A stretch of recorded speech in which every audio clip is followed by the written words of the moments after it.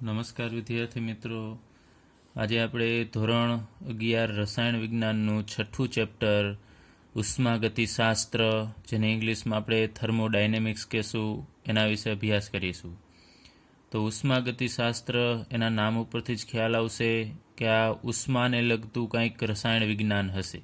તો ઉષ્માગતિશાસ્ત્ર કેને કહેવાય? આપણે સિમ્પલ એની વ્યાખ્યા આપીએ તો ભૌતિક અને રાસાયણિક પ્રક્રિયામાં ઉર્જાના તફાવત સાથે સંકળાયેલો જે અભ્યાસ છે એને આપણે ઉષ્માગતિશાસ્ત્ર કહેશું.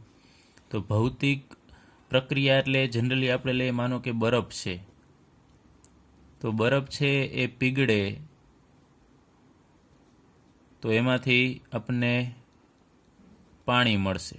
તો આ બરફમાંથી પાણી બનવું એ ભૌતિક પ્રક્રિયા થઈ, કારણ કે એમાં કોઈ બીજો રાસાયણિક ફેરફાર થતો નથી. તો આ દરમિયાન ઉષ્માનો કંઈક ફેરફાર હશે. બરફ પાસે અમુક ઉર્જા હશે, કારણ કે બરફ છે ઠંડો છે, તાપમાન નીચું હોય, પાણી છે થોડું એની કમ્પેરિઝનમાં ગરમ હશે. તો એ બરફ અને પાણી વચ્ચે ઉર્જાનો, ઉષ્માનો અમુક તફાવત હશે. એ તફાવતના અભ્યાસને આપણે ઉષ્માગતિશાસ્ત્ર કહેશું. તો અહીંયા આપણે આ ભૌતિક પ્રક્રિયાનો અહીંયા અભ્યાસ કર્યો. હવે આપણે રાસાયણિક પ્રક્રિયામાં ઉર્જાના ફેરફારની પણ થોડી વાત કરીએ. અમુક આ બધા બળતણો છે, જેમ કે મિથેન, ત્યારબાદ રાંધણ ગેસ અથવા તો કોલસો, આ બધાની અંદર એક ઉર્જા રહેલી હશે અને એ ઉર્જાને આપણે રાસાયણિક ઉર્જા કહેશું. આ બધાની અંદર રસાયણ સ્વરૂપે ઉર્જા છે સંગ્રહાયેલી હોય છે, એને આપણે રાસાયણિક ઉર્જા કહીએ છીએ. એ જ્યારે બળે છે, સળગે છે, ત્યારે એમાંથી ઉષ્મા ઉત્પન્ન થાય છે. અને એ ઉષ્મા છે એ કેના કારણે ઉત્પન્ન થઈ? તો રાસાયણિક ઉર્જાના કારણે. તો અહીંયા મિથેન છે કે રાંધણ ગેસ છે, કોલસો છે, એના જે અણુઓ હશે એ અણુની અંદર રાસાયણિક ઉર્જા સમાયેલી હશે અને એ ઉર્જા છે એ ઉષ્મા સ્વરૂપે ઉત્પન્ન થાય છે. તો અહીંયા મિથેન કે રાંધણ ગેસ કે કોલસો સળગે એટલે એનું સંઘટન આખું બદલી જાય છે. જેમ કે મિથેન હોય તો CH4માંથી આપણને કાર્બન ડાયોક્સાઇડને પાણી મળે, જે આપણે આગળ ઉપર એની દહનની પ્રક્રિયાનો અભ્યાસ કરેલો. તો એનું સંપૂર્ણ બંધારણ જ બદલી જશે. મિથેન CH4માંથી CO2 અને H2O બની જાય છે, જ્યારે બરફમાં એવું નથી થતું. બરફમાં એના અણુનું સૂત્ર H2O હશે તો પાણીમાં પણ H2O જ હશે, એટલે એનું અણુસૂત્ર બદલતું નથી. જ્યારે અહીંયા અણુસૂત્ર બદલી જાય છે એટલે આ રાસાયણિક પ્રક્રિયા છે. તો અહીંયા પણ ઉષ્માનો અમુક ફેરફાર હશે, પરંતુ અહીંયા રાસાયણિક પ્રક્રિયાના કારણે ઉષ્માનો ફેરફાર થાય છે. ત્યારબાદ અમુક આપણે વાત કરીએ કે એન્જિનની અંદર બળતણ છે સળગે છે, એટલે કે પેટ્રોલ, ડીઝલ, કેરોસીન. તો એ બળતણની અંદર પણ રાસાયણિક ઉર્જા છે સમાયેલી હશે. તો બળતણ જ્યારે સળગે છે ત્યારે એમાંથી આ ઉષ્મા ઉત્પન્ન થશે અને એ ઉષ્માના કારણે યંત્ર છે ચાલશે, એટલે કે એન્જિન ચાલશે. તો એ ઉષ્માના લીધે યંત્ર ચાલે છે, તો એ ઉર્જાને આપણે યાંત્રિક ઉર્જા કહેશું. કે રાસાયણિક ઉર્જા છે એનું ફાઇનલી કેની અંદર કન્વર્ઝન થાય છે? તો યાંત્રિક ઉર્જામાં, એટલે કે યંત્ર એનાથી ચાલે છે. એ જ રીતે આપણે બીજો વિદ્યુત રાસાયણિક કોષ લઈએ, ગેલ્વેનિક કોષનું ઉદાહરણ લઈએ. જેમ કે આપણે બેટરીની વાત કરીએ, ગેલ્વેનિક કોષ છે એમાં રસાયણ હોય, તો એની રાસાયણિક ઉર્જા છે એનું રૂપાંતર છે વિદ્યુત ઉર્જામાં થાય છે. તો આ રીતે એક સ્વરૂપની ઉર્જામાંથી આપણે બીજા સ્વરૂપની ઉર્જામાં એને કન્વર્ટ કરી શકાય છે, અને આ દરમિયાન અમુક ઉર્જાનો ફેરફાર થતો હોય છે. એનો અભ્યાસ છે એ ઉષ્માગતિશાસ્ત્રમાં કરવામાં આવે છે. તો આના બીજા કોષનું પણ આપણે ઉદાહરણ એના લઈ શકાય, જેમ કે ઘડિયાળમાં નાખવાના જે સેલ છે અથવા રિમોટના જે પેન્સિલ સેલ આવે છે એની અંદર રસાયણ હશે. એ રસાયણ એક સ્વરૂપમાંથી બીજા સ્વરૂપમાં કન્વર્ટ થાય એટલે એ દરમિયાન વિદ્યુત ઉર્જા ઉત્પન્ન થાય છે. તો અહીંયા આપણે અમુક ઉષ્માગતિશાસ્ત્રના આ ચેપ્ટરની અંદર નિયમોનો અભ્યાસ કરીશું. તો ઉષ્માગતિશાસ્ત્રના નિયમો છે એ કોઈ સ્થૂળ પ્રણાલી, એટલે કે મોટો જથ્થો હોય, માનો કે બળતણ છે એનો મોટો જથ્થો હશે તો એની અંદર અસંખ્ય અણુઓ હશે, હજારો, કરોડો, અબજો અણુઓ આવેલા હશે.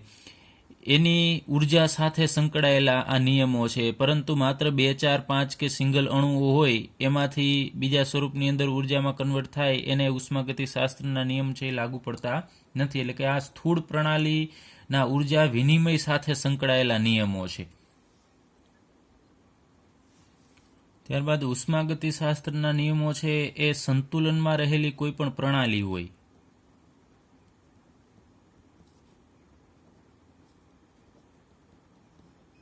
માનો કે આપણે ફ્રીઝરની અંદર બરફ છે તો એ સંતુલિત અવસ્થામાં હશે, તો એના માટે લાગુ પાડી શકાય. અથવા તો એક સંતુલિત અવસ્થામાંથી બીજી સંતુલિત અવસ્થામાં, માનો બરફ પીગળી જાય છે ને પછી પાણી બની જશે, તો પાણી છે નોર્મલ ટેમ્પરેચર અમુક આપણે સ્ટેબલ રાખીશું તો એની સંતુલિત અવસ્થા આપણે કહેશું. તો એક સંતુલિત અવસ્થામાંથી જ્યારે બીજી સંતુલિત અવસ્થામાં પ્રણાલી છે પહોંચે છે એ દરમિયાન આપણે ઉષ્માગતિશાસ્ત્રના નિયમો છે એનો ઉપયોગ કરીશું. ઉષ્માગતિશાસ્ત્રની મદદથી આપણે અમુક પ્રશ્ન છે એનું સોલ્યુશન મેળવી શકીશું. જેમ કે રાસાયણિક પ્રક્રિયા છે એમાં ઉર્જા ફેરફાર છે કેવી રીતે નક્કી કરી શકાય. જેમ કે બળતણ સળગે છે ત્યારે રાસાયણિક ઉર્જામાંથી એ ઉષ્મા ઉર્જામાં કન્વર્ટ થશે, તો એ દરમિયાન ઉર્જાનો ફેરફાર થશે, કેવી રીતે નક્કી કરી શકાય. એ પ્રક્રિયા થશે કે નહીં, રાસાયણિક ઉર્જા છે એમાંથી ઉષ્મા ઉર્જામાં રૂપાંતર થશે કે નહીં એનો પણ, એટલે કે પ્રક્રિયા ટૂંકમાં થશે કે નહીં એનો આપણે અભ્યાસ કરીશું. ત્યારબાદ રાસાયણિક પ્રક્રિયા કે પ્રક્રમ છે એને કોણ પ્રેરે છે, એટલે કે કોણ પ્રક્રિયા કરાવે છે. મિથેન છે, રાંધણ ગેસ છે, એ સળગે છે તો એ સળગવામાં કોણ મદદ કરે છે. ત્યારબાદ કેટલા પ્રમાણમાં રાસાયણિક પ્રક્રિયા છે આગળ વધશે. જેમ કે આ મિથેન આપણે લીધેલો છે કે રાંધણ ગેસ લીધેલો છે, સંપૂર્ણપણે પ્રક્રિયા છે એ પૂર્ણ થશે કે અમુક પ્રમાણમાં જ પૂર્ણ થશે, તો કેટલા પ્રમાણમાં પ્રક્રિયા છે એ પૂર્ણ થશે, આગળ વધશે, એના એ પ્રશ્નના જવાબ પણ આપણે ઉષ્માગતિશાસ્ત્રની મદદથી મેળવીશું. હવે આપણે ઉષ્માગતિશાસ્ત્રમાં આવતા અમુક પર્યાયો વિશે અભ્યાસ કરીશું. તો એમાં પ્રથમ આપણે પ્રણાલી અને પર્યાવરણ વિશે અભ્યાસ કરીશું. કેમ કે આ જે પર્યાયો છે એનો આપણે આ ચેપ્ટરની અંદર અવારનવાર ઉપયોગ કરીશું. એટલે સૌપ્રથમ આપણે અભ્યાસ કરીએ પ્રણાલી કેને કહેવાય અને પર્યાવરણ કેને કહેવાય. તો અહીંયા આપણે એક બીકર લઈએ, એ બીકરની અંદર માનો કે આપણે કોઈ પ્રક્રિયા કરાવી છે, રાસાયણિક પ્રક્રિયા, તો એની અંદર આપણે 2 પદાર્થનું મિશ્રણ લઈએ. માનો કે એક આપણે લીધેલો છે હાઇડ્રોક્લોરિક એસિડ HCl અને બીજું લઈએ સોડિયમ હાઇડ્રોક્સાઇડ NaOH. તો આપણે અભ્યાસ કરવો છે કે હાઇડ્રોક્લોરિક એસિડ HCl અને NaOH આ બંને વચ્ચે પ્રક્રિયા થવાથી આપણને કઈ પ્રકારની નિપજ મળે છે, કઈ નિપજ મળે છે, ઉષ્મામાં ફેરફાર કેવો થાય છે એનો આપણે અભ્યાસ કરવો છે. એટલે આપણે એને બીકરની અંદર લીધેલા છે. હવે આ માનો કે સપાટી છે એના ઉપર આપણે બીકર રાખેલું છે, તો બીકર અને આ જે અંદરનું દ્રાવણ છે કે જેનો આપણે અભ્યાસ કરવાનો છે એની અંદરનો, અને આજુબાજુ અહીંયા તમે જુઓ છો કે આ હવા અહીંયા રહેલી હશે, એટલે કે બાકીનો ભાગ છે. તો અહીંયા સમગ્ર વસ્તુ, જેમ કે આપણે આ બીકર કહીએ છીએ, અને એની અંદર આપણે જે વસ્તુનો અભ્યાસ કરવો છે એટલો જે ભાગ છે, જેમ કે HCl અને NaOH નો જ આપણે અભ્યાસ કરવો છે, તે જે દ્રાવણ છે બીકરની અંદરનું એને આપણે પ્રણાલી કહેશું. તો ખાસ ધ્યાન આપજો, પ્રણાલી કેને કહેવાય? તો બીકરની અંદર કે કોઈ પણ બીજા પાત્રની અંદર આપણે જે વસ્તુ લીધેલી છે કે જેનો આપણે અભ્યાસ કરવાનો છે એટલો જ ભાગ છે એ ભાગને આપણે પ્રણાલી કહેશું. અને પ્રણાલી સિવાયનો જે ભાગ છે એને આપણે પર્યાવરણ કહેશું. અને પર્યાવરણ, હવે બાકીનો અહીંયા જે ભાગ છે એને પર્યાવરણ કહેશું. અને પ્રણાલી અને પર્યાવરણ એ બંને ભેગા થશે એટલે વિશ્વનું નિર્માણ કરશે. તો વિશ્વ કઈ રીતે બનશે? તો અહીંયા આપણે જે તે પ્રણાલી લીધેલી છે, પ્રણાલી પ્લસ પર્યાવરણ. પર્યાવરણ એટલે આ બીકરની આજુબાજુ જે પણ રહેલું છે સંયુક્તપણે એને આપણે પર્યાવરણ કહેશું. તો પર્યાવરણ અને પ્રણાલી બંને ભેગા મળી અને વિશ્વનું નિર્માણ કરે છે. હવે ખાસ વસ્તુ યાદ રાખજો કે પ્રણાલી છે એમાં માત્ર દ્રાવણનો જ સમાવેશ થશે. આ બીકર છે એ એક હદ પૂરી પાડે છે કે બીકર છે એની આ બાજુએ રહેલો ભાગ છે એ પર્યાવરણ છે, અને બીકરની અંદરની સાઈડ જે રહેલું છે એ પ્રણાલી છે. તો બીકર છે એ એક સીમા અથવા તો હદ પૂરી પાડે છે. તો અહીંયા તો આ હદ છે આપણને દેખાઈ આવે છે કે આ બીકરની દિવાલ છે. અમુક વખતે એ કાલ્પનિક દિવાલ પણ હોય કે આપણે માત્ર કલ્પના કરવી પડે કે આ જગ્યાએથી આ બંને અલગ પડે છે. જેમ કે અહીંયા આપણે વાત કરીએ તો આ સપાટી છે એને આપણે અહીંયા કાલ્પનિક સપાટી આમ વિચારીએ તો એનાથી નીચેનો પ્રણાલીનો ઉપરનો ભાગ જે ખુલ્લો છે એ પર્યાવરણનો ભાગ છે. તો અહીંયા એક બીકર છે એ સીમા અથવા તો હદ પૂરી પાડે છે અને સામાન્ય રીતે બીકર છે એનો પ્રણાલીની અંદર સમાવેશ કરવામાં આવતો નથી. પ્રણાલી એટલે માત્ર અંદરનું જે દ્રાવણ છે જેનો આપણે અભ્યાસ કરવાનો છે એને જ પ્રણાલી કહેશું. હવે એ પ્રણાલીની અંદર ઉષ્માનો ફેરફાર થાય. માનો કે આ HCl અને NaOH વચ્ચે પ્રક્રિયા થશે તો એ ઉષ્મા ઉત્પન્ન કરે છે, ગરમી ઉત્પન્ન કરે છે. તો ગરમી જવાની છે ક્યાં? તો પર્યાવરણની અંદર જશે. તો પર્યાવરણની અંદર એ ઉષ્મા જશે તો કાંઈ પર્યાવરણને કોઈ પણ પ્રકારનો ફેરફાર થવાનો નથી. એટલે કે વિશ્વને, પ્રણાલી સિવાયનો ભાગ જે વિશ્વનો છે ને આપણે પર્યાવરણ કહીએ છીએ. તો આની જે ઉષ્મા બહાર જશે તો કાંઈ વિશ્વનું કાંઈ ટેમ્પરેચર છે વધી જવાનું નથી. કેમ કે વિશ્વ ખૂબ મોટું છે, પર્યાવરણ ખૂબ મોટું છે.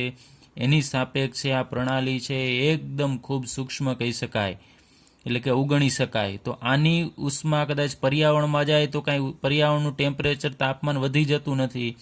અને પર્યાવરણની ઉષ્મા છે એ કદાચ આ પ્રણાલી શોષે, મેળવે તો કાંઈ પર્યાવરણની ઉષ્મામાં કોઈ ઘટાડો થતો નથી.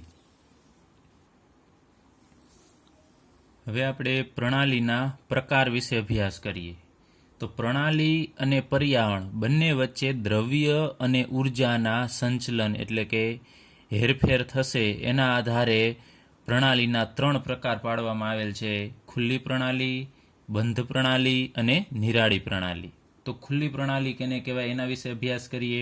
તો અહીંયા મેં એક બીકર દર્શાવેલું છે અને એની અંદર કોઈ દ્રાવણ છે અથવા કોઈ દ્રવ્ય હશે. તો આપણે અંદરનો ભાગ છે એને આપણે પ્રણાલી કહીએ છીએ, તમને ખ્યાલ છે. એના દ્રાવણ સિવાયનો જે ભાગ છે એને પર્યાવરણ કહીએ છીએ. તો દ્રવ્ય અને ઉર્જા, તો આ પાત્ર અત્યારે ખુલ્લું છે, તમે જુઓ છો, આપણે કાંઈ એને ઢાંકેલું નથી કોઈ વસ્તુ. આ પાત્ર ખુલ્લું છે.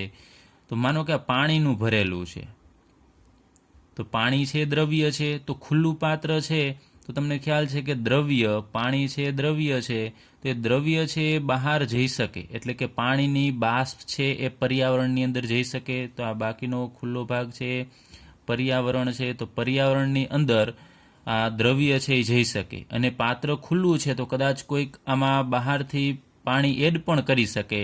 તો પર્યાવરણમાંથી દ્રવ્ય છે એ અંદર પણ આવી શકે. તો દ્રવ્યની હેરફેર, પ્રણાલી, આ ભાગ પ્રણાલી છે અને બહારનો ભાગ પર્યાવરણ છે. તો દ્રવ્ય, પર્યાવરણ અને પ્રણાલી વચ્ચે હેરફેર એની થઈ શકે છે. આ ઉપરાંત ઉર્જાની વાત કરીએ તો પાત્ર ખુલ્લું છે તો બહારની ઉષ્મા અથવા તો ઉર્જા, એ ઉર્જા અંદર પણ જઈ શકે અને બહાર પણ જઈ શકે. માનો કે અંદર પાત્ર ગરમ છે, આ પાણી માનો કે ગરમ છે, તો આપણે એને એમનેમ રાખીશું તો કાંઈ એ ગરમ ને ગરમ રહેતું નથી. અમુક સમય પછી એ ઠંડુ થઈ જશે. તો એ ગરમ પાણીની જે ઉર્જા છે એ પાત્રની બહાર પણ જઈ શકશે. એ જ રીતે ઉપર પણ જઈ શકે, એવું જરૂરી નથી, પણ આ દિવાલમાંથી જઈ શકે.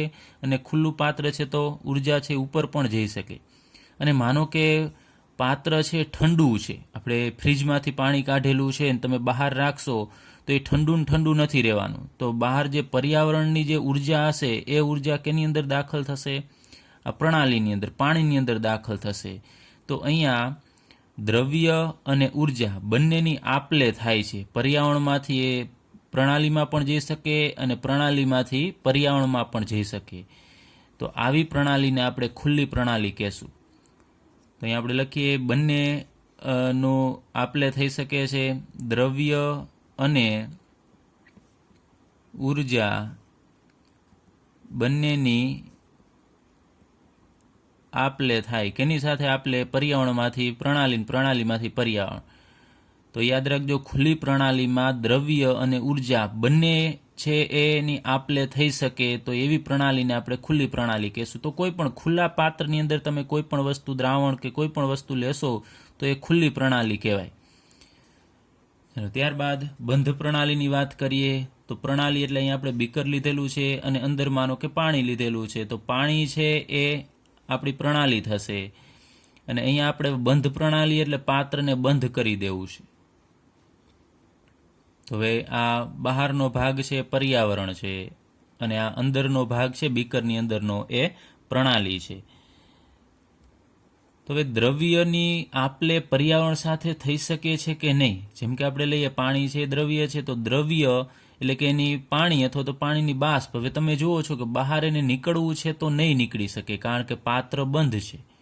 તો એ દ્રવ્ય બહાર જવાનો પ્રયત્ન કરશે પરંતુ ફરીથી એને પાછું અંદર જ આવવું પડશે, તો દ્રવ્ય અંદર ને અંદર રહેશે. પછી એ જ રીતે આપણે બહારથી કદાચ દ્રવ્ય છે એ એડ કરવું છે આમ, તો પણ એ એડ થઈ શકશે નહીં. એનું કારણ પાત્ર બંધ છે, તો અંદર પાણી દાખલ થવાનું નથી અથવા બાષ્પ અથવા તો વાયુ અંદર દાખલ થવાનો નથી.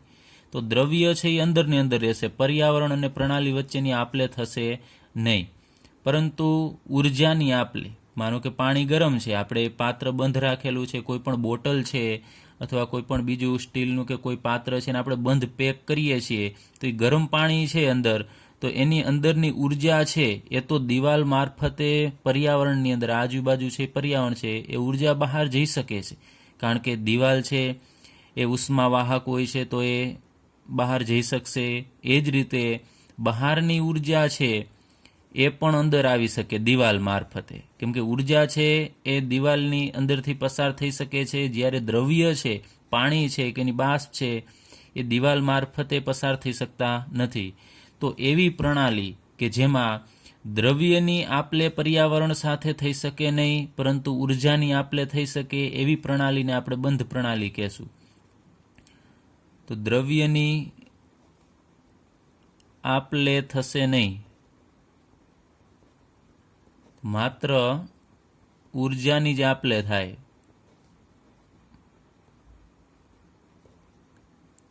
તેવી પ્રણાલીને આપણે બંધ પ્રણાલી કહેશું. તો આપણે ઉદાહરણ આપવું હોય તો આપી શકાય એનું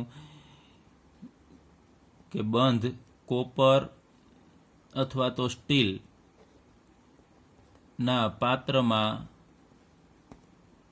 ભરેલ ગરમ પાણી અથવા તો ઠંડુ પાણી, તો બંધ પાત્ર હોવું જોઈએ ટૂંકમાં, તો એ બંધ પ્રણાલી કહેવાય. અને બંધ પ્રણાલીમાં હવે તમને એક વખત અહીંયા સમજી લેશો એટલે ક્યારેય ભૂલાશે પણ નહીં, કેમકે પાત્ર બંધ છે તો દ્રવ્ય બહાર જવાનું, બહારનું દ્રવ્ય અંદર આવવાનો કોઈ સવાલ જ નથી. પણ ઉર્જા છે એ પાત્ર મારફતે જઈ શકે છે. ત્યારબાદ આપણે ત્રીજી પ્રણાલીની વાત કરીએ, નિરાળી પ્રણાલી. તો નિરાળી પ્રણાલી એટલે એવી પ્રણાલી છે કે જે પર્યાવરણ સાથે દ્રવ્ય કે ઉષ્મા એકયની આપલે કરતો નથી. તો અહીંયા આપણે પાણી લઈએ, માનો કે ગરમ પાણી હોય તો ગરમ ને ઠંડુ હોય તો ઠંડુ, તો આ દ્રવ્ય છે એ તો તમને ખબર છે બહાર જઈ શકવાનું નથી, એ અંદર ને અંદર, આમ એરો દર્શાવું છું એટલે અંદર ને અંદર રહેશે. અને ઉર્જા છે એ પણ, માનો કે ગરમ પાણી છે તો એની જે ગરમી છે એ પણ અંદર ને અંદર રહેશે, બહાર જઈ શકશે જ નહીં. એવી પ્રણાલીને આપણે જો નિર્માણ કરીએ તો એ પ્રણાલીને નિરાળી પ્રણાલી કહેશું. એટલે કે દ્રવ્ય પણ બહાર ન જવું જોઈએ અને ઉર્જા પણ બહાર ન જવી જોઈએ. તો એના માટે આપણી પાસે એવું પાત્ર હોવું જોઈએ કે જેની દિવાલ છે એમાંથી ઉષ્મા પસાર થઈ શકતી ન હોવી જોઈએ. તો માનો કે અત્યારે આપણે આ થર્મોસનું ઉદાહરણ લઈએ, તો એના પહેલાં લખીએ નિરાળી પ્રણાલી કેને કહેવાય? કે જેમાં દ્રવ્ય અને ઉર્જાની પર્યાવરણ અને પ્રણાલી વચ્ચે આપલે થશે નહીં, એવી પ્રણાલીને નિરાળી પ્રણાલી કહેવાય. અને એનું ઉદાહરણ છે ટેમ્પરરી આપણે ઉદાહરણ લઈ શકાય થર્મોસનું, કારણ કે થર્મોસની અંદર આપણે ગરમ પાણી ભરીશું તો અમુક સમય સુધી એ પાણી ગરમનું ગરમ રહેશે, કારણ કે થર્મોસની જે દિવાલ છે એ ઉષ્મા અવાહક જેવી હોય છે, અંદર શૂન્ય અવકાશનું નિર્માણ કરેલું હોય છે, એટલે ઉર્જા છે બહાર જઈ શકતી નથી, કારણ કે ઉર્જાને બહાર જવા માટે માધ્યમની જરૂર પડે, પણ એની દિવાલ વચ્ચે શૂન્ય અવકાશનું સર્જન કરેલું હશે એટલે ઉર્જા બહાર જઈ શકતી નથી. પરંતુ થર્મોસ છે ટેમ્પરરી ઉદાહરણ કહેવાય. સંપૂર્ણ નિરાળી પ્રણાલીનું ઉદાહરણ આપણે આપી શકાય નહીં, કારણ કે તમે સંપૂર્ણ નિરાળી પ્રણાલી એટલે તમે માનો કે કોઈ પાત્રની અંદર ગરમ પાણી ભરી દીધું છે અને એ પછી વર્ષો સુધી એમને ગરમ ને ગરમ રહેશે, 5, 10, 15, 20 વર્ષ સુધી, તો આપણે એને સંપૂર્ણ નિરાળી પ્રણાલી કહી શકાય. પરંતુ એવું એક પણ સાધન કે પાત્ર નથી કે આપણે વર્ષો સુધી એની ઉષ્મા છે અંદર ને અંદર રાખી શકીએ. તો અત્યારે આપણે માત્ર થર્મોસ છે, ટેમ્પરરી એક્ઝામ્પલ છે, નિરાળી પ્રણાલીનું લઈ શકાય. હવે આપણે પ્રણાલીની અવસ્થા વિશે અભ્યાસ કરીએ. તો પ્રણાલીની અવસ્થાનો આપણે અભ્યાસ કરવા માટે, એટલે કે ઘન પ્રવાહી વાયુ અથવા એ કઈ અવસ્થામાં છે એનો અભ્યાસ કરવા માટે અમુક આપણા ચલની જરૂર પડશે, જેમ કે દબાણ, કદ, તાપમાન. આવા ચલની મદદથી આપણે પ્રણાલીની અવસ્થાનો અભ્યાસ છે કરી શકીએ છીએ.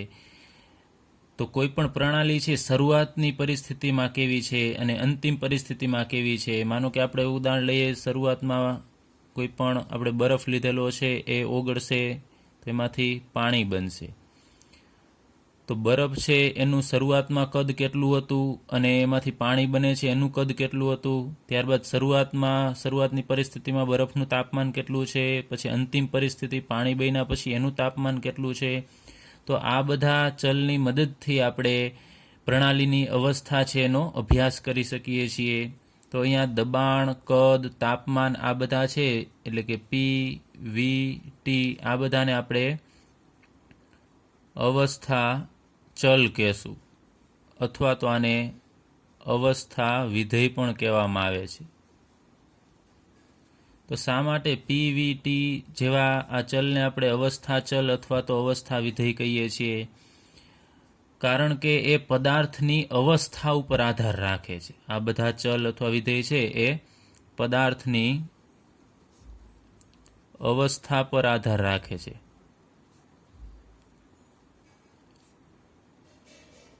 નહીં કે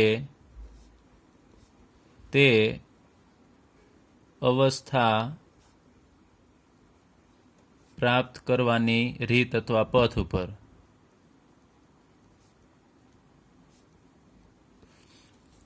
તો હવે આપણે આ સમજીએ. મેં અહીંયા લખેલું છે શું કહેવા માગે છે. તો માનો કે આપણી પાસે પાણી છે ને પાણીને આપણે ગરમ કરવું છે. અહીંયા કોઈ પાત્ર છે એની અંદર આપણે પાણી લીધેલું છે ને આપણે પાણીને ઉકાળવું છે, એટલે કે પાણીનું ટેમ્પરેચર આપણે 100 ડિગ્રી સેલ્સિયસ તાપમાન કરવું છે. તો અહીંયા ટી 100 ડિગ્રી સુધી આપણે પહોંચાડવું છે. તો હવે આપણે એને ઘણી રીતે ગરમ કરી શકાય. પાણીને ગરમ કરવાની રીત છે, એક તો આપણે માનો કે ગેસ ઉપર પણ ગરમ કરી શકાય, સ્ટવ ઉપર, તો પણ પાણી છે 100 ડિગ્રી સેલ્સિયસ સુધી પહોંચી શકશે. પછી લાકડાની મદદથી ચૂલા વડે પણ આપણે એને ગરમ કરી શકાય છે. પછી સૂર્યપ્રકાશની મદદથી આપણે એની વડે પણ પાણીને ગરમ કરી શકાય છે. માનો કે આપણે સોલાર વોટર હીટર છે તો એની મદદથી પણ પાણી ગરમ થશે. તો ઘણી બધી એવી રીત છે, એવા રસ્તા છે કે એની મદદથી આપણે પાણીને 100 ડિગ્રી સેલ્સિયસ તાપમાન સુધી પહોંચાડી શકીએ છીએ. તો એનું તાપમાન ટી છે 100 ડિગ્રી સેલ્સિયસ સુધી પહોંચે એ મહત્વનું છે. કઈ રીતે આપણે પહોંચાડ્યું છે એના ઉપર આધાર રાખતું નથી. જેમ કે આપણે સૂર્યપ્રકાશની મદદથી પાણીને ગરમ કરીએ તો કાંઈ પાણી 100 ડિગ્રી સેલ્સિયસ તાપમાન હોય તો એનું કાંઈ સંઘટન કે બદલી જતું નથી. કે આપણે ગેસ વડે ગરમ કરીએ તો પણ એ બદલી જતું નથી સંઘટન. તો એવા ચલ કે જે ગમે તે રીતે તમે ગરમ કરો એનાથી એને કોઈ ફેર પડતો નથી, એવા વિધેયને અથવા ચલને આપણે અવસ્થા ચલ અથવા તો અવસ્થા વિધેય કહેશું. ચાલો એ રીતે આપણે કદની વાત કરીએ. માનો કે આપણી પાસે કોઈ એવો નળાકાર છે અને એની અંદર આપણે પાણી ભરવું છે. માનો કે 10 ml પાણી ભરવું છે આપણે. તો અહીંયા સુધી આ 10 ml છે. તો આની અંદર આપણે પાણી અહીંયા સુધી ભરવું છે એ ઘણી બધી રીતે ભરી શકાય છે. જેમ કે નળની મદદથી પણ આપણે ભરી શકાય પાણી, ટેપ વોટરની મદદથી, પાણીની મદદથી, નળની મદદથી પણ આપણે 10 ml પાણી ભરી શકાય. તો આનું કદ V બરાબર કેટલું છે? 10 ml છે. ત્યારબાદ બીજું ડાયરેક્ટલી વરસાદનું પાણી છે એની મદદથી પણ તમે ભરી શકો છો. ત્યારબાદ બીજી કોઈ પણ બોરવેલનું પાણી ડાયરેક્ટલી તમે નળીની મદદથી પણ આની અંદર એડ કરી અને એનું કદ છે 10 ml કરી શકો છો. તો રસ્તા ઘણા બધા છે 10 ml પાણી ભરવાનું, એટલે કે એનું કદ 10 ml છે. એના માટે રીત રસ્તા ઘણા છે, પરંતુ કદ 10 ml છે એ કેની મદદથી તમે ભરો છો એના ઉપર આધાર રાખતું નથી. તો કદ છે એ અવસ્થા વિધેય અથવા તો અવસ્થા ચલ થશે. ત્યારબાદ આપણે અવસ્થા વિધેય તરીકે આંતરિક ઉર્જાનો અભ્યાસ કરીએ.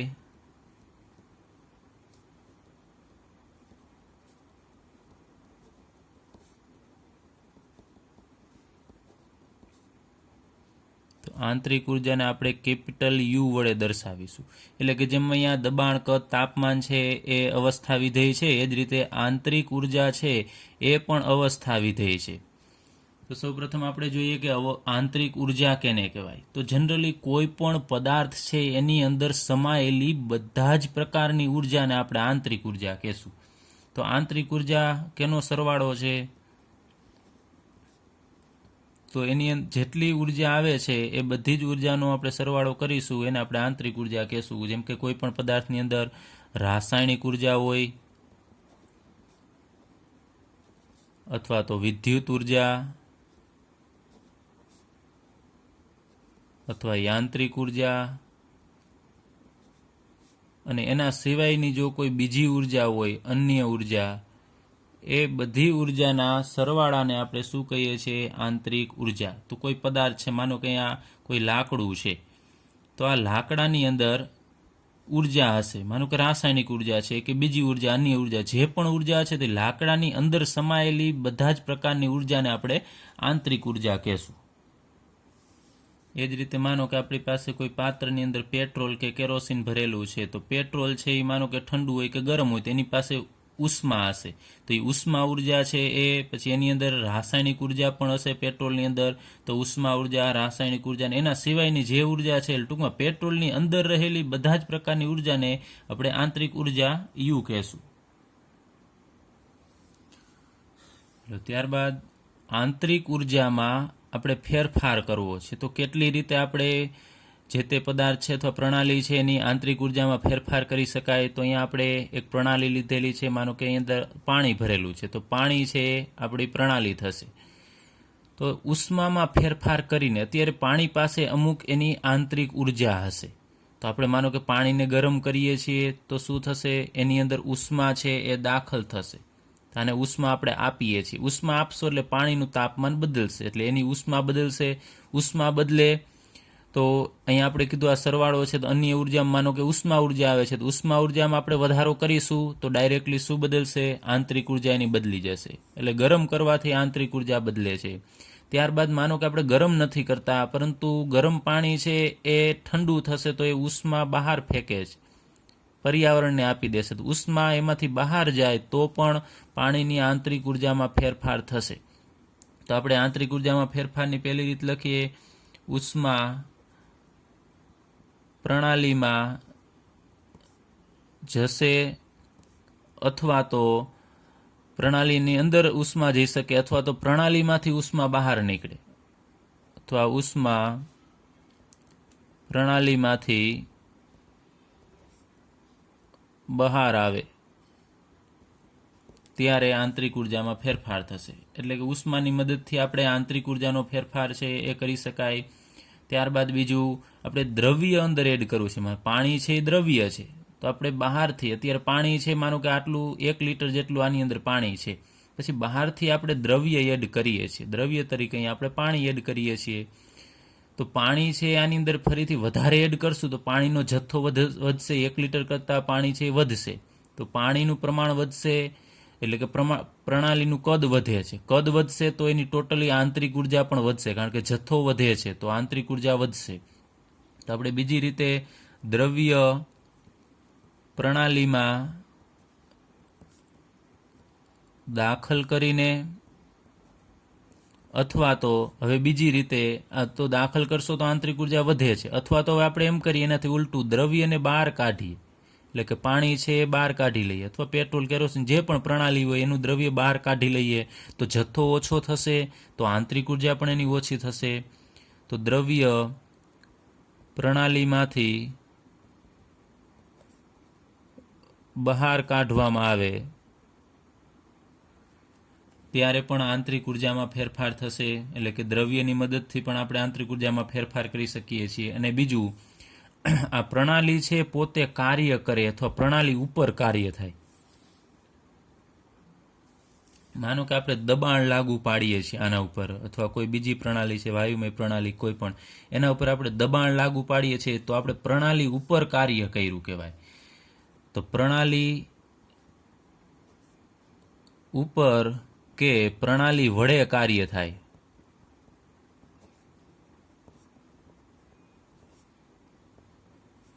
ત્યારે પણ આંતરિક ઉર્જામાં ફેરફાર થશે. એટલે કે કાર્ય વડે પણ આપણે આંતરિક ઉર્જામાં ફેરફાર કરી શકીએ છીએ. પ્રણાલી ઉપર કાર્ય થાય તો પણ ફેરફાર થશે, અને પ્રણાલી પોતે કાર્ય કરે તો એની ઉર્જામાં ફેરફાર તો થવાનો જ છે, કેમ કે ઉર્જા આમાંથી કોઈ પણ એક ઉર્જા બદલશે તો આંતરિક ઉર્જા છે બદલશે. તો યાદ રાખજો, આપણે 3 રીતે આંતરિક ઉર્જામાં ફેરફાર કરી શકાય છે: ઉષ્મા વડે, દ્રવ્ય વડે અને કાર્ય વડે.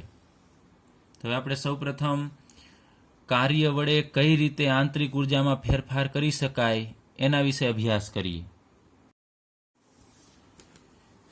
કાર્ય વિશે હવે અભ્યાસ કરીએ. કાર્યને ઇંગ્લિશમાં વર્ક કહેવામાં આવે છે. તો આપણો ટાર્ગેટ શું છે કે કાર્ય કરવાથી પ્રણાલીની આંતરિક ઉર્જામાં થતો ફેરફાર છે એનું આપણે અવલોકન કરવું છે. એટલે કે આંતરિક ઉર્જામાં ફેરફાર કઈ રીતે કરી શકાય. 3 આપણે આગળ ઉપર અભ્યાસ કરેલો, એમાં કાર્યની મદદથી આંતરિક ઉર્જામાં ફેરફાર કરીએ. એમાં અહીંયા આપણે એક પ્રણાલી લીધેલી છે, એક પાત્ર છે, એની અંદર આપણે કોઈ દ્રાવણ ભરેલું છે અથવા પાણી છે કે જે તે વસ્તુ હોય એને આપણે પ્રણાલી કહેશું. હવે એ આપણે થર્મોસ ફ્લાસ્ક અથવા તો ઉષ્મારોધક બીકર લીધેલું છે. ઉષ્મારોધક એટલે કે એમાંથી ઉષ્માનું વહન થઈ શકે નહીં. તો અહીંયા જે દિવાલ છે એ દિવાલ છે એને આપણે સમોષ્મી દિવાલ કહેશું. સમોષ્મી દિવાલ એટલે કે એમાંથી ઉષ્માનું વહન થઈ શકે નહીં, એની ઉષ્મા છે એમને અચળ રહેશે. તો આ પાત્ર છે એ બંધ છે, તો પર્યાવરણ સાથે દ્રવ્યની આપ-લે તો થવાની નથી. તો દ્રવ્ય છે અંદર ને અંદર રહેશે, બહારનું દ્રવ્ય પણ અંદર નહીં આવે ને અંદરનું દ્રવ્ય બહાર જઈ શકશે નહીં. એ જ રીતે ઉષ્મા અથવા તો ઉર્જા છે એ ઉર્જા પણ અંદર ને અંદર જ રહેશે. ટૂંકમાં ઉર્જા છે એ બહાર નહીં જઈ શકે અને બહારની ઉર્જા અંદર નહીં આવી શકે. એનું કારણ શું કે આપણે દિવાલ એવી લીધેલી છે કે જેમાંથી ઉષ્મા પસાર થઈ શકતી નથી, એટલે કે સમોષ્મી દિવાલ છે. તો એના માટે આપણે અહીંયા થર્મોસ ફ્લાસ્ક અથવા તો ઉષ્મારોધક બીકર લીધેલું છે. તો આવી પ્રણાલી કે જેમાં ઉષ્માનું વહન થઈ શકે નહીં પર્યાવરણ સાથે, તો એને આપણે સમોષ્મી પ્રણાલી કહેશું. સમોષ્મી એટલે એની ઉષ્મા એમનેમ સમાન રહેશે, કારણ કે અંદરની બહાર નહીં જાય, બહારની ઉષ્મા અંદર નહીં આવે, તો અંદરની ઉષ્મા અચળ રહેશે. એવી પ્રણાલીને આપણે સમોષ્મી પ્રણાલી કહેશું. તો આ પ્રણાલીની અવસ્થા આપણે જે રીતે બદલવામાં આવે છે તેને સમોષ્મી પ્રક્રમ કહેશું. હવે આપણે આની અવસ્થા બદલવી છે, તો આની અવસ્થા આપણે જે રીતે બદલશું ને એ પ્રક્રમ અથવા એ પ્રક્રિયાને આપણે શું કહેશું? સમોષ્મી પ્રક્રમ. કારણ કે પ્રક્રિયા દરમિયાન આપણે બહારની ઉષ્માને અંદર આવવા દેવાની નથી અને અંદરની ઉષ્માને બહાર જવા દેવાની નથી. હવે આપણે આંતરિક ઉર્જામાં ફેરફાર કરવો છે કાર્ય વડે. તો અહીંયા આપણે આ બીકર લીધેલું છે, થર્મોસ ફ્લાસ્ક અથવા તો ઉષ્મારોધક બીકર છે. એની અંદર આપણે કોઈ પણ પ્રણાલી અથવા તો પાણી લીધેલું છે. તો એની ઉષ્મા બહાર જવાની નથી, બહારની ઉષ્મા અંદર આવવાની નથી. એટલે કે આ જ પાત્ર છે અહીંયા આપણે લીધેલું છે, માત્ર મેં આકૃતિ બીજી વખત દોરેલી છે. તો આની આંતરિક ઉર્જામાં ફેરફાર કરવો છે. એના માટે આપણે પ્રથમ અવસ્થા લખીએ. અવસ્થા એ કે પ્રારંભિક અવસ્થા છે, તો એ મેં 2 અલગ અલગ, આમ પાત્ર અલગ નથી પણ માત્ર તમને સમજાવું છું કે પહેલી રીત આપણે 2 અલગ અલગ રીતે આંતરિક ઉર્જામાં ફેરફાર કરીશું. એમાં અવસ્થા એટલે શરૂઆતની અવસ્થા. અત્યારે આની અંદર માનો કે આપણે પાણી ભરેલું છે, તો એનું અમુક તાપમાન હશે, તો એના તાપમાનને આપણે T1 કહીએ.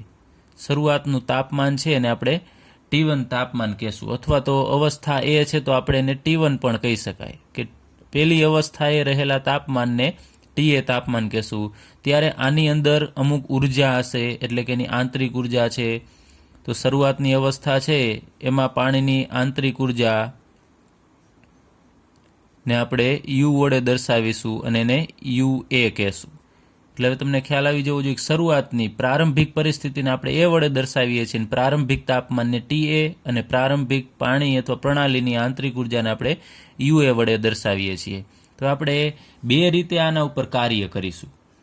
એમાં પ્રથમ રીત છે એ આપણે યાંત્રિક કાર્ય કરીને કરશું, એટલે કે પેડલ વડે આપણે યાંત્રિક કાર્ય કરીશું. પહેલી રીતે આપણે એની આંતરિક ઉર્જા બદલવી છે અને કાર્ય કરવું છે, તો પેડલ વડે યાંત્રિક કાર્ય કરવાનું છે. તો આની અંદર આપણે જે ઉષ્મા હતી એમનેમ રહેવા દેવાની છે. અત્યારે આપણે લઈએ કે આની અંદર આપણે પેડલ રાખીએ, આ રીતે જેમ છાશ કરવાનું વલોણું હોય એ રીતે અહીંયા એવું તમે કોઈ પણ એક અંદર છે પેડલ ગોઠવી શકો છો, અને બહાર અહીંયા આપણે જેમ સાયકલનું પેડલ હોય છે એ રીતે અહીંયા પેડલ રાખી શકો છો. હવે આ પેડલને આમ ફેરવવાનું છે, તો આ પેડલ છે એ આમ ફરશે એટલે અંદર આ જે પ્રણાલી છે એ પણ ઘૂમશે, અંદર ફરશે, એમાં પણ ખડભડાટ મચશે. તો એના કારણે એના તાપમાનમાં ફેરફાર થશે. ફરીથી આપણે પેડલ છે ઘુમાવીએ છીએ એટલે પ્રણાલી છે એ પણ ફરશે એની સાથે, તો એના કારણે અંદર તાપમાન છે એ વધશે. તો બીજું તાપમાન છે હવે જનરેટ થશે, એને આપણે અવસ્થા બી કહીએ. તો અવસ્થા બી એટલે અંતિમ તાપમાન. આપણે કાર્ય કર્યા પછી અહીંયા કાર્ય કરીએ છીએ, તો કાર્ય આપણે યાંત્રિક કાર્ય કરીએ છીએ પેડલ વડે, તો ત્યારે અંતિમ તાપમાન હશે એને આપણે તાપમાન બી કહીએ, TB. તો તાપમાન બદલશે તો અંદર ઉષ્મા પણ બદલશે, તો ઉષ્મા બદલે તો આંતરિક ઉર્જા પણ બદલે, તો એની આંતરિક ઉર્જા એને આપણે UB વડે દર્શાવીશું. હવે તમને ખ્યાલ છે કે આપણે અંદર પેડલ વડે આપણે કાર્ય કરીશું તો અંદરનું દ્રાવણ ફરશે એટલે તાપમાનમાં વધારો થવાનો છે. તો TB તાપમાન છે એ વધારે હશે કેના કરતાં? TA કરતાં. તો આપણે અહીં લખી શકાય કે પેડલ વડે યાંત્રિક કાર્ય કરવાથી અંદરના દ્રાવણનું તાપમાન વધે છે, તો TB ગ્રેટર ધેન TA થશે. તો અહીંયા તાપમાનમાં ફેરફાર થાય છે તમે જુઓ છો, તો એ ફેરફારને આપણે આમ લખી શકાય ડેલ્ટા ટી, એટલે કે તાપમાનનો ફેરફાર એ કેટલો થશે કે અંતિમ તાપમાન વધુ છે તો TB માઇનસ TA કરવું પડશે. એટલે કે કેટલો તાપમાનમાં ફેરફાર થશે? તો અંતિમ તાપમાનમાંથી આપણે પ્રારંભિક તાપમાન બાદ કરી દઈએ એટલો તાપમાનનો ફેરફાર થશે આ યાંત્રિક કાર્ય કરવાથી. તો આંતરિક ઉર્જામાં પણ ફેરફાર થવાનો છે, અને એ કેટલો ફેરફાર થશે? તો આપણે લખીએ ડેલ્ટા યુ, એટલે કે આંતરિક ઉર્જામાં થતો ફેરફાર. અંતિમ આંતરિક ઉર્જા છે એ વધી જશે, કારણ કે ઉષ્મા વધે એટલે આંતરિક ઉર્જા વધે. તો UB એટલે અંતિમ આંતરિક ઉર્જા અવસ્થા બીની આંતરિક ઉર્જામાંથી આપણે અવસ્થા એની આંતરિક ઉર્જા છે બાદ કરીશું. હવે અહીંયા આપણે જે કાર્ય કરીએ છીએ, માનો કે 1 કિલો જૂલ જેટલું કાર્ય કરીએ છીએ. કેટલું કાર્ય કરીએ છીએ? પેડલ વડે 1 કિલો જૂલ કાર્ય. એ આપણે પ્રથમ રીતે પેડલ વડે યાંત્રિક કાર્ય કરીએ છીએ. હવે આપણે બીજી રીત લઈએ. તો બીજી રીતે આપણે યાંત્રિક કાર્ય કરવાનું છે, અને એટલું જ કાર્ય કરવાનું છે. અહીંયા 1 કિલો જૂલ જેટલું જ કાર્ય થવું જોઈએ, પરંતુ વિદ્યુતીય કાર્ય કરવાનું છે. વિદ્યુતીય કાર્ય એટલે હવે આ દ્રાવણ છે એની અંદર આપણે વિદ્યુત ધ્રુવ ડૂબાડીશું, એટલે 2 સળિયા ડૂબાડીશું, એક એનોડ અને બીજું એક કેથોડ, અને પછી એને આપણે બેટરી વડે જોડી દેશું. ચાલો, તો આની અંદર આપણે વિદ્યુત પ્રવાહ છે પસાર કરવાનો છે. તો વિદ્યુત પ્રવાહ પસાર કરીશું એટલે સળિયા છે ગરમ થશે, અને અંદર તમને ખ્યાલ છે ઉષ્મા છે જશે, તો એના કારણે પણ ટેમ્પરેચર વધશે. એટલે વિદ્યુત પ્રવાહ, જેમ આપણે કેમ હીટર છે એની મદદથી પાણી ગરમ કરીએ છીએ, એ રીતે અહીંયા વિદ્યુત પ્રવાહ અંદર જશે તો એના કારણે પણ તાપમાન છે એ વધશે. તો આપણે વિદ્યુત કાર્ય કરવાનું છે, પરંતુ કાર્ય સરખું થવું જોઈએ બંનેમાં. 1 કિલો જૂલ આ યાંત્રિક કાર્ય, અને અહીંયા પણ 1 કિલો જૂલ જેટલું જ કાર્ય કરવું છે, પણ વિદ્યુતીય કાર્ય કરવાનું છે. તો અહીંયા જેટલું તાપમાન વધે છે એટલું જ તાપમાન અહીંયા વધશે. તો આપણે કહી શકાય કે TB માઇનસ TA નો જેટલો ફેરફાર થશે, એટલે કે ડેલ્ટા ટી જેટલું મળશે એ અહીંયા જેટલું મળતું હતું ને એટલું જ અહીંયા મળશે. એટલે કે તાપમાનનો ફેરફાર સમાન રહેશે. તો તાપમાનનો ફેરફાર સમાન રહેશે તો આંતરિક ઉર્જામાં થતો ફેરફાર પણ સમાન જ રહેશે, ડેલ્ટા યુ. તો આ બંને મૂલ્ય ટૂંકમાં અહીંયા 1 કિલો જૂલ કાર્ય તમે કરશો તો જેટલું તાપમાન વધશે એટલું અહીંયા વિદ્યુતીય કાર્ય કરવાથી પણ એટલું જ તાપમાન વધે છે. એટલે બંનેમાં ડેલ્ટા ટીનું મૂલ્ય સમાન રહેશે, તો બંનેમાં આંતરિક ઉર્જાનો ફેરફાર પણ સમાન રહેશે. તો આ પ્રયોગો છે એ જેપી જૂલ નામના વૈજ્ઞાનિકે કરેલા છે, અને એને દર્શાવ્યું કે તમે રીત કોઈ પણ રાખો, એટલે કે રસ્તો કોઈ પણ લેશો તો પણ આંતરિક ઉર્જામાં જે ફેરફાર થશે, તાપમાનમાં ફેરફાર થશે એ સમાન જ થશે. એટલા માટે આપણે આંતરિક ઉર્જાને અવસ્થા વિધેય કહીએ છીએ. હવે અહીંયા આપણે જે કાર્ય કરીએ છીએ એ કાર્ય ઉષ્મા અચળ રાખીને કરીએ છીએ, એટલે કે સમોષ્મી પ્રણાલીમાં કાર્ય કરીએ છીએ. તો જે કાર્ય કરશું અહીંયા એને આપણે WAD વડે દર્શાવીશું, એટલે આને આપણે સમોષ્મી કાર્ય કહેશું. WAD નો અર્થ થશે સમોષ્મી કાર્ય, એટલે કે ઉષ્મા અચળ રાખી અને કાર્ય કરવાનું છે. ઉષ્મા બદલશે પરંતુ આપણે કાર્ય કરીએ છીએ ત્યારે બદલે છે, પરંતુ બહારની ઉષ્મા અંદર આવી શકતી નથી, અંદરની બહાર જઈ શકતી નથી, એટલે સમોષ્મી આપણે કહીએ છીએ. તો ઇંગ્લિશમાં સમોષ્મી કાર્યને એડિયાબેટિક કહેવામાં આવે છે. એટલે AD અહીંયા લખેલું છે, સમોષ્મીનો અર્થ થાય એડિયાબેટિક, અને કાર્ય એટલે વર્ક, એટલે એને WAD વડે દર્શાવવામાં આવે છે, અને એનું પૂરું નામ થશે એડિયાબેટિક વર્ક. તો એ કાર્ય કેટલું થશે? તમે જેટલું કાર્ય કરશો, પછી યાંત્રિક કાર્ય કરો કે વિદ્યુત કાર્ય કરો, એટલો તાપમાનમાં ફેરફાર થશે, અને જે તાપમાનમાં ફેરફાર થાય એને અનુરૂપ આંતરિક ઉર્જામાં ફેરફાર થશે. તો ડેલ્ટા યુ બરાબર UB માઇનસ UA થશે, એ કેના જેટલું થશે? WAD જેટલું. એટલે કે સમોષ્મી કાર્ય, તમે જેટલું કાર્ય કરશો એટલો આંતરિક ઉર્જામાં ફેરફાર થશે. તો અહીંયા એડિયાબેટિક આપણે કાર્ય બે રીતે થઈ શકે. અહીંયા તમે જુઓ છો કે આપણે પ્રણાલી ઉપર કાર્ય કર્યું, એટલે કે આપણે બહારથી કાર્ય કરાવીએ છીએ. તો બે રીતે કાર્ય થઈ શકે. જો પ્રણાલી પર કાર્ય થાય, એટલે આપણે આ પ્રણાલી ઉપર કાર્ય કર્યું છે, પ્રણાલી ઉપર કાર્ય કરવામાં આવે ત્યારે W એડિયાબેટિક છે એનું મૂલ્ય આપણને પ્લસ મળશે, ધન મળે, પ્લસ W એડિયાબેટિક. તો એ કાર્ય છે એ આપણને ધન મળશે. કેમ ધન મળે? કારણ કે પ્રણાલી ઉપર કાર્ય થવાથી ઉષ્મા વધે, ઉષ્મા વધે એટલે આંતરિક ઉર્જા વધે, તો અંતિમ આંતરિક ઉર્જા એ વધુ હશે પ્રારંભિક કરતાં. તો આ બંનેનો ડિફરન્સ છે ધન મળે, કારણ કે આ મૂલ્ય વધુ હોય ને આ ઓછું હોય. તો WAD નું મૂલ્ય આપણને કેવું મળશે? પ્લસ. એ ટૂંકમાં આની બાદબાકી ઉપરથી આનું મૂલ્ય મળશે, કાં ધન મળે કાં બાદબાકીનો જવાબ આપણને માઇનસ મળે. હવે જો પ્રણાલી વડે કાર્ય થાય,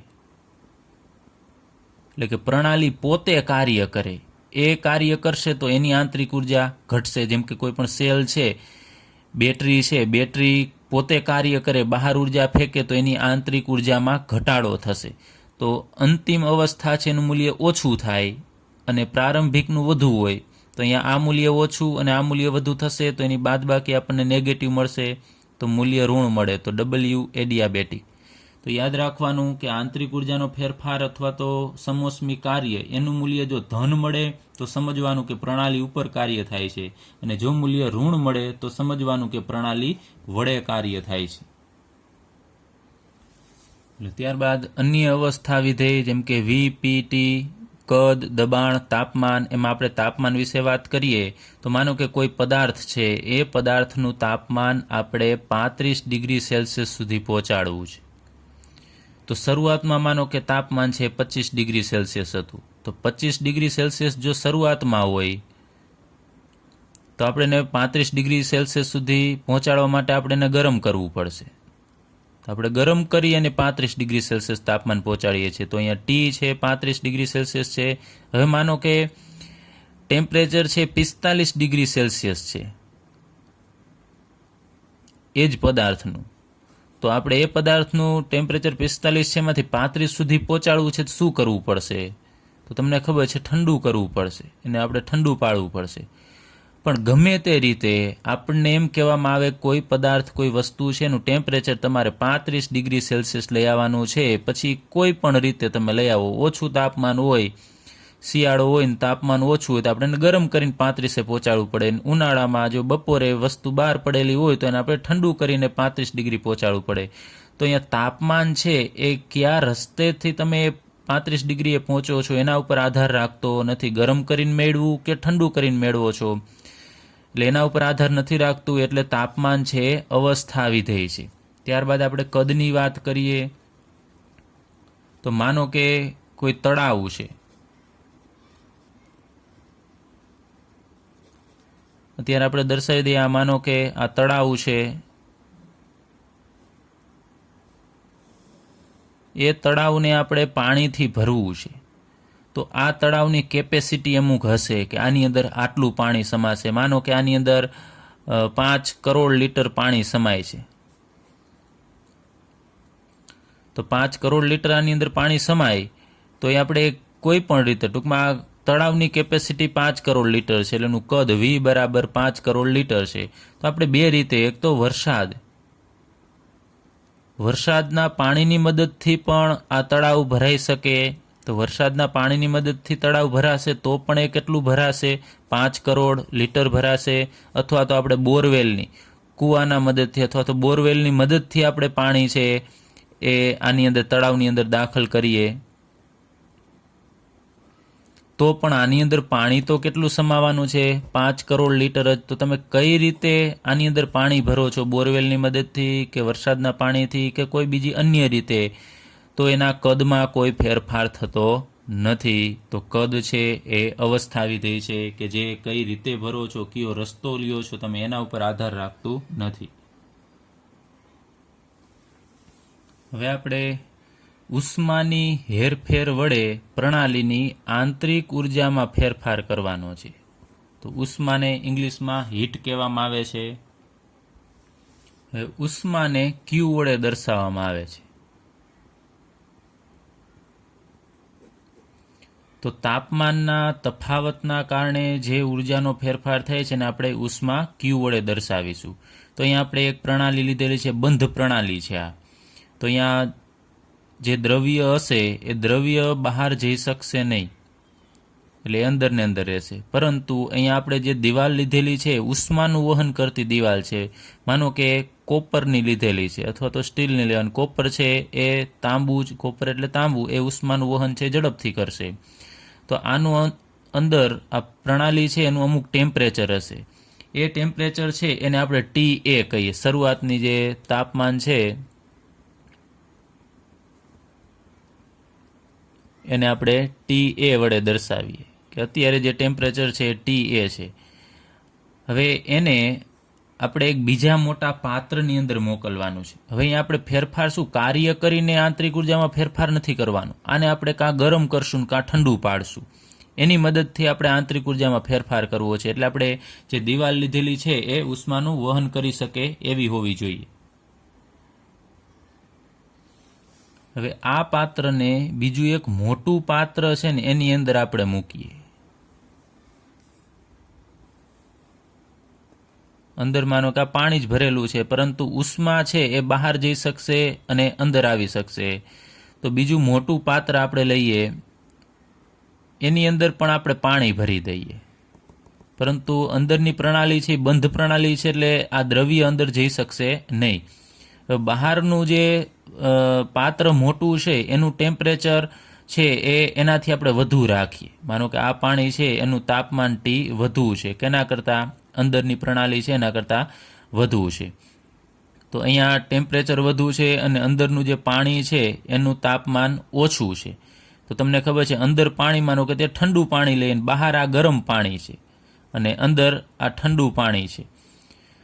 તો બહારની જે ઉષ્મા છે એ ક્યાં જવાની છે? અંદર જવાની છે, એટલે કે ઉર્જા અંદર જશે. અથવા તો આ જો આનાથી વિરુદ્ધ પરિસ્થિતિ હોત, અંદર ગરમ હોત ને બહાર ઠંડુ હોત, તો અંદરની ઉર્જા બહાર પણ જઈ શકે, કારણ કે આપણે દિવાલ જ એવી લીધી છે કે ઉષ્માનું વહન કરી શકે. તો ઉર્જા છે એ અંદર જશે. તો શરૂઆતમાં તાપમાન TB છે એ કેવું હતું?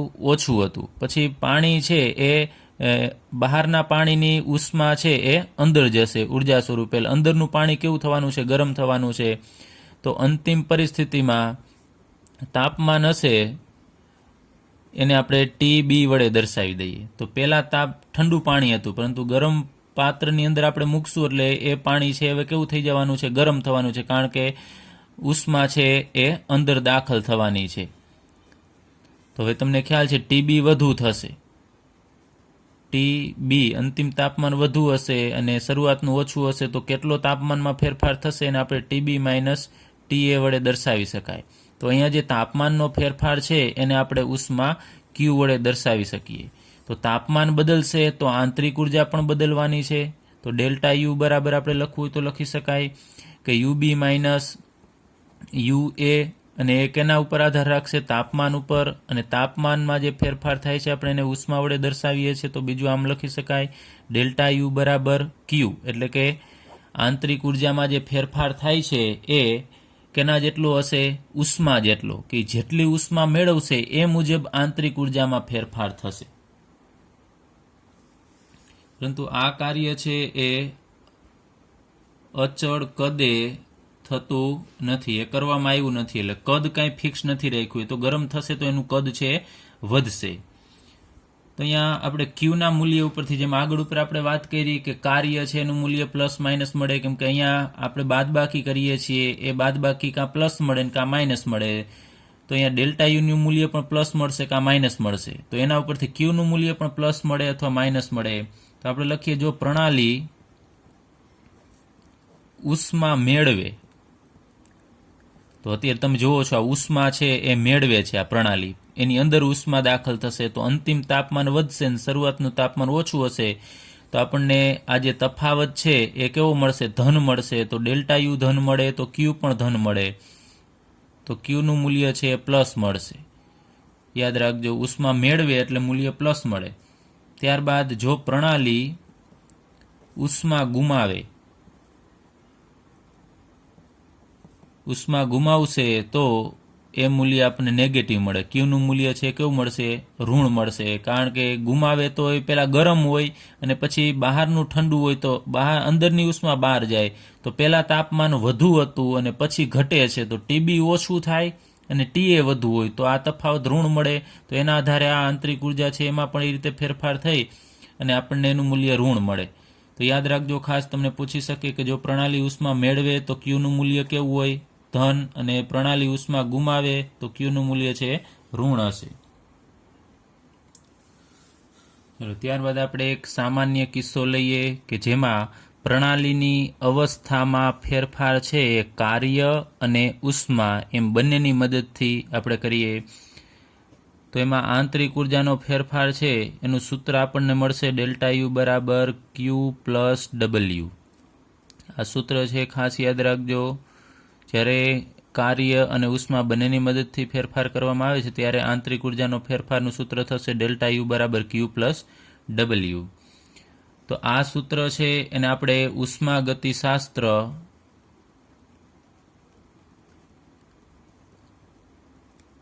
ના પ્રથમ નિયમનું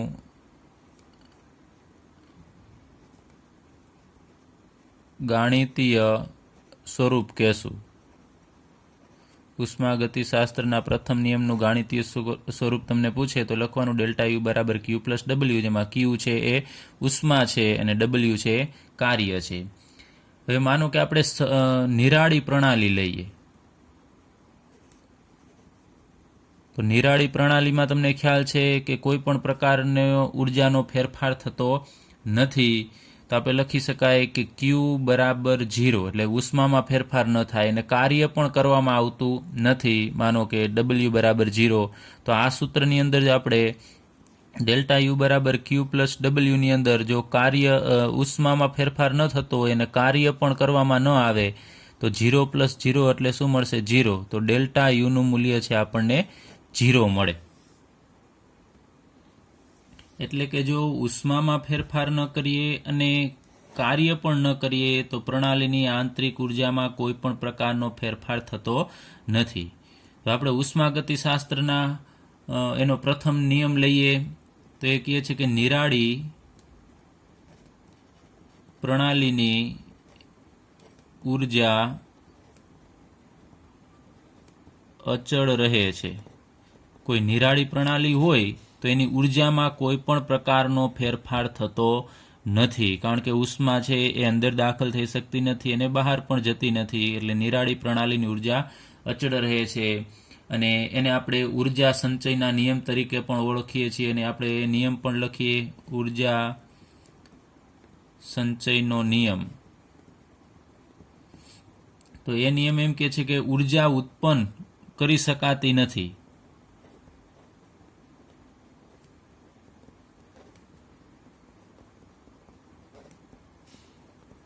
અને ઉર્જાનો નાશ પણ કરી શકાતો નથી.